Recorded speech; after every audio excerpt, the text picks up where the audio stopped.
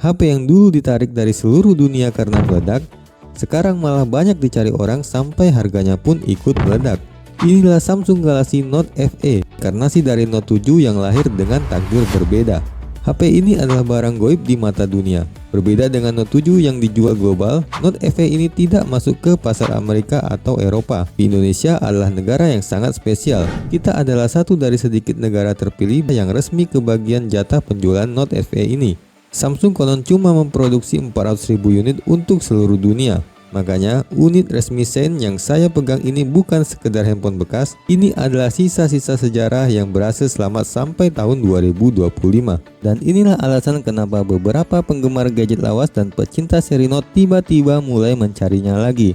Apa cuman karena gorengan pedagang atau memang handphone ini punya sihir yang bikin orang rela bayar mahal? Dan apakah Samsung Galaxy Note FE ini masih layak untuk kamu beli di tahun 2025? Kita akan jawab di video ini.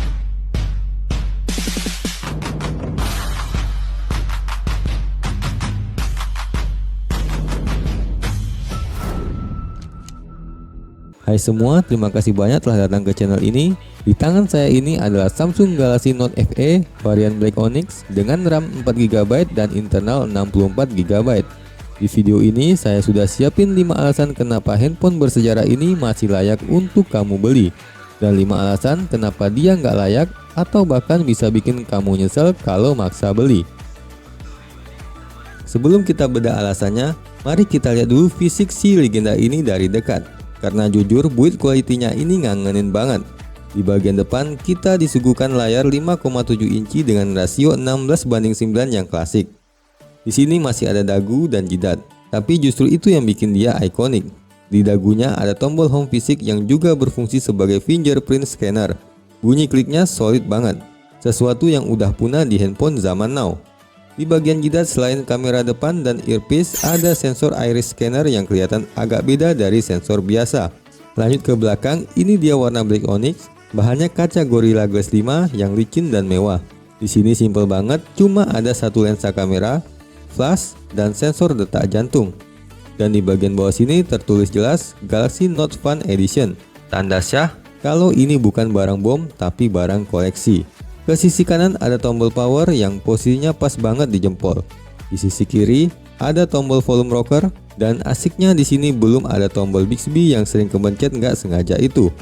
Framenya ini metal, kerasa dingin dan kokoh kalau dipegang. Di bagian atas ada slot SIM tray yang hybrid dan satu lubang mic. Geser ke bawah, ini bagian favorit saya. Ada port USB Type-C. Note FE adalah pelopor Type-C di Samsung. Ada grill speaker mono, lubang mic, dan jack audio 3,5 mm.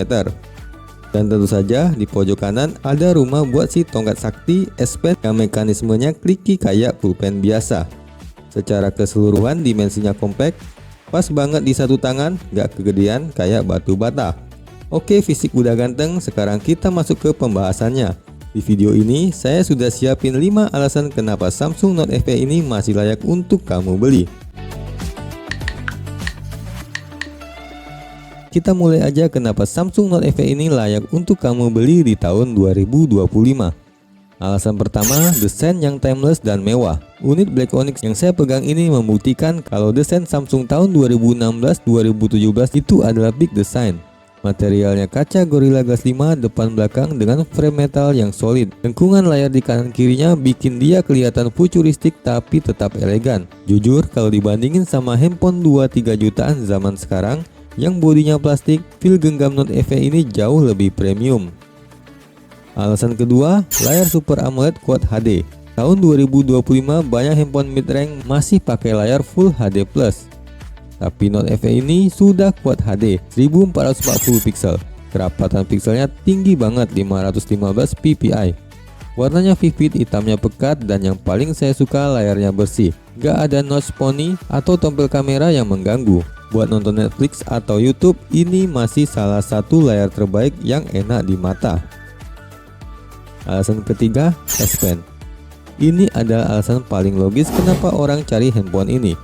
Kalau budget kamu terbatas tapi butuh stylus buat kerja, tanda tangan dokumen digital, atau sketsa ringan, Note FE ini adalah pintu masuk termurah ke ekosistem S Pen Samsung. Responsivitasnya masih oke banget dengan 4096 level tekanan.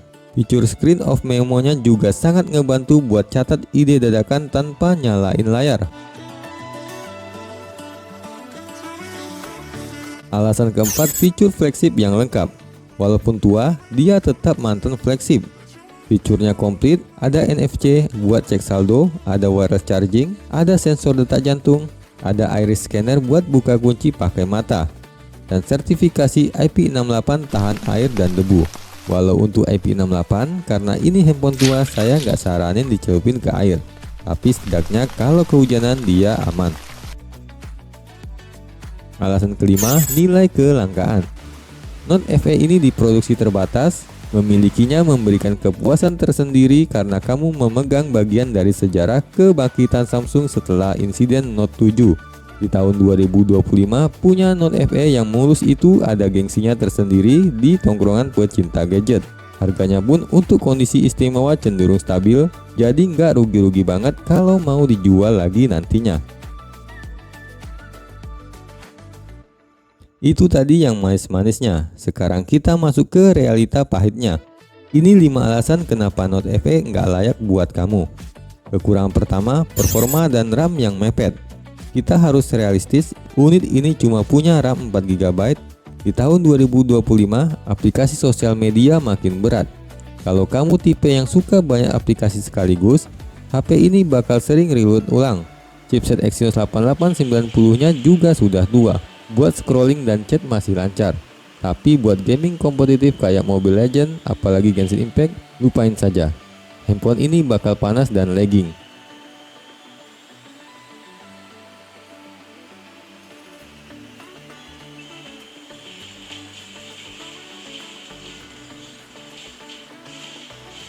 Kekurangan kedua, software mentok di Android 9. Samsung Note FE ini berhenti update di Android 9 dengan One UI 1.0. Artinya kamu nggak dapat fitur keamanan terbaru, beberapa aplikasi perbankan atau game baru mungkin di masa depan bakal stop dukungan di Android versi lama ini. Tampilannya juga agak jadul dibandingin One UI versi 6 atau 7 yang sekarang ada. Kekurangan ketiga, baterainya boros. Demi keamanan, baterai Note FE dipangkas jadi 3200 mAh. Kapasitas segini untuk layar Quad HD itu kecil banget. Apalagi kalau kamu beli bekas. Health baterainya pasti sudah turun, jadi wajib bawa powerbank kemana-mana. Jangan harap bisa tahan seharian kayak handphone baterai 5000 mAh zaman sekarang. Kekurangan keempat, kamera kurang versatile. Kualitas foto kamera utamanya sih masih bagus, tajam, dan low lag-nya oke karena bukaan f1.7. Tapi dia cuma punya satu lensa belakang, nggak ada ultrawide buat foto pemandangan luas, dan nggak ada lensa telefoto. Jadi sudut pandang foto kamu bakal terbatas banget.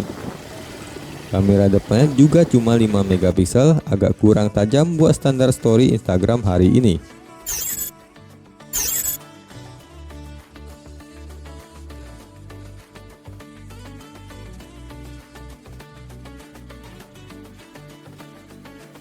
Kekurangan kelima, suku cadang mahal dan langka. Layar lengkung Super AMOLED itu indah, tapi kalau pecah, biaya gantinya bisa seharga handphone bekasnya. Dan karena ini edisi terbatas, cari spare partnya di tahun 2025 makin susah dibandingin seri S atau Note biasa. Sekalinya rusak hardware, perbaikannya bakal bikin pusing. Jadi kesimpulannya, apakah Samsung Galaxy Note FE ini masih layak di tahun 2025? Jawabannya tergantung kamu siapa. Kalau kamu cari handphone utama buat gaming, kerja berat, dan baterai awet, skip handphone ini. Mending beli handphone mid-range baru harga 2 jutaan. Tapi kalau kamu cari handphone kedua, buat nemenin iPhone atau handphone utama kamu, butuh S Pen buat coret-coret, pengen layar bagus buat nonton, dan suka desain klasik yang mewah, Note FE ini adalah pilihan yang sangat manis dan nostalgia. Itu tadi kelebihan dan kekurangan Samsung Galaxy Note FE untuk pemakaian tahun 2025 menurut penilaian saya. Semoga kamu terbantu dengan video ini. Bantu saya juga dengan subscribe, like jika suka, dislike jika nggak suka. Terima kasih banyak dan sampai ketemu di video berikutnya.